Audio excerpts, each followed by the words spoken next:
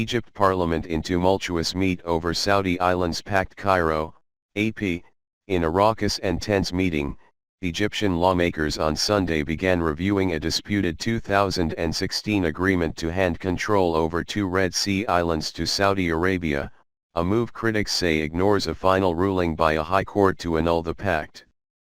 The ratification of the pact, an almost foregone conclusion if put to a vote by the 596-seat chamber packed with supporters of President Abdel-Fattah el-Sissi, could spark a repeat of the street protests that greeted the agreement when it was first announced in April 2016. It would likely also set the state's legislative branch on a collision course with the judiciary. Last year's protests, the biggest since el-Sissi took office in 2014, were foiled with the arrest of hundreds of protesters and activists, most of whom were later released. Sunday's meeting by the House's powerful Legislative and Constitutional Committee follows a January ruling by the Supreme Administrative Court that upheld a lower court verdict, declaring the agreement unconstitutional and void. Another senior tribunal, the Supreme Constitutional Court, is looking into a separate case to decide whether it is within the jurisdiction of the courts to decide the fate of the agreement. Speaker Ali Abdel, a staunch el-Sissi supporter who runs the House with an iron fist, struggled to keep order in the meeting, with committee members arguing over whether reviewing the agreement was appropriate given the January court ruling. There were also disputes over whether media should be permitted access to the chamber while the discussions were ongoing. When some committee members insisted a procedural vote first be taken on whether the committee should review the pact, Abdel declared a yes majority barely seconds after he had asked members to vote by a show of hands. When his tactic was loudly decried by some members, he threatened to expel anyone who spoke out of turn. Media representatives were eventually allowed to stay, but the 4-hour meeting was not broadcast live on television as earlier promised by powerful lawmakers. It took nearly an hour of arguments and chaos before the meeting got underway. However, protests and shouting matches among lawmakers continued amid chaotic scenes. Abdel told lawmakers he believed the legislature alone has the right to rule on the agreement, a prerogative he said he would not allow anyone to take away from the chamber.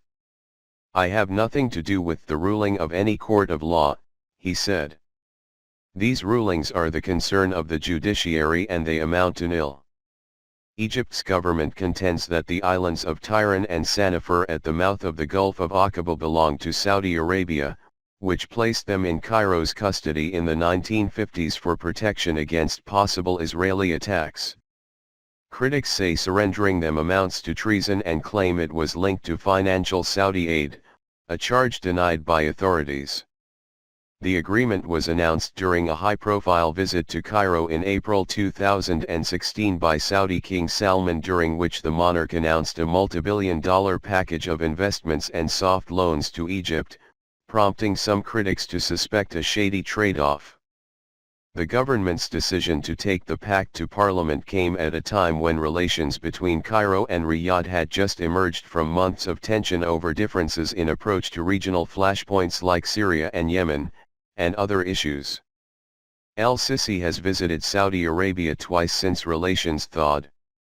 Last week, Egypt and Saudi Arabia joined allies the United Arab Emirates and Bahrain in a coalition against Qatar, the tiny but energy-rich nation they accuse of supporting militant Islamic groups and being too close to non-Arab, Shiite Iran. The authorities' intention to have Parliament swiftly ratify the agreement became evident when state and private media loyal to the government launched a campaign this weekend to promote the official line on the islands. The official MENA news agency, for example, posted on its website a video of historical maps purporting to show the islands to be Saudi, along with quotations from el-Sissi and experts in support of handing them over to the Saudis. "We don't sell our land to anyone, and also we don't seize the land of others," el-Sissi said in the video. A state-owned daily, meanwhile, quoted a prominent geologist as saying the island's rock formation matched that of the Saudi coast opposite them, suggesting they belong to Saudi Arabia.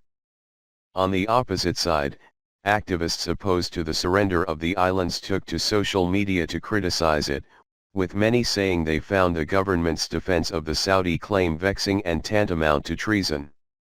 Many invoked what they said was the martyrdom and suffering in Tehran of Egyptian soldiers killed or taken prisoner by Israel in past wars. We have martyrs who gave their lives in defense of that territory. If the Saudis think the islands, are theirs, then why now?